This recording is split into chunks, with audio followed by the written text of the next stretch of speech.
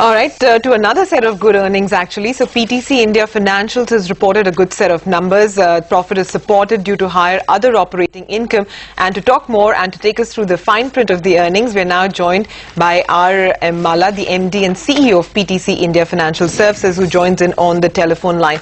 Hi, Mr. Malla. Thanks very much for speaking with us. It looks like you guys had higher provisioning, but that has been negated by the higher other operating income that you have received this quarter as well. Can you take us through what the outlook now would be for FY15? Could you maintain this kind of growth in your top line? Good afternoon, and thank you very much for having me at CNBC. I'm very happy, as you said, that we have excellent numbers. Our profit has virtually doubled. Essentially, it is because of growth in our business, and our asset size also has almost doubled. And when you are talking about the provisions, actually we are very fortunate to have nil NPA. So these provisions essentially are against the standard assets.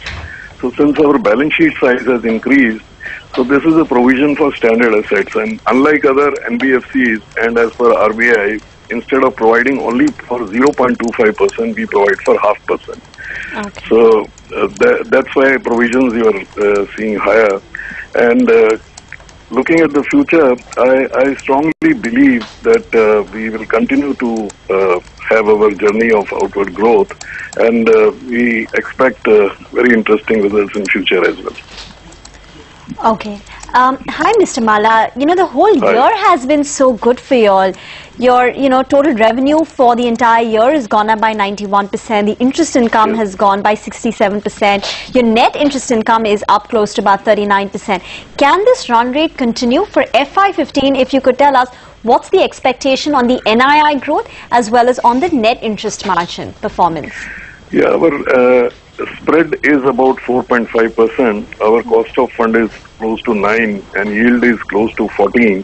Okay. And because we were not leveraged, our debt equity ratio today is only about 2.5:1. But going forward, our debt level will improve, because as an NBFC we can go up to 6:1. But we'll not reach that level in this financial year or next 18 months. So I believe our spread will continue at this level, and with the increase in the balance sheet size, the impact of that will happen in next year. So I believe our results will be very robust in next financial year as well. Can you quantify that? I won't be able to quantify, but I believe the growth which we have seen this year, the next year growth will be on similar lines. Even Mr. Malla, in terms of your asset quality, it's fantastic. If I see your gross NPAs are just 0.09%, net NPAs are nil. Is this the kind of asset quality that we can continue to expect from you?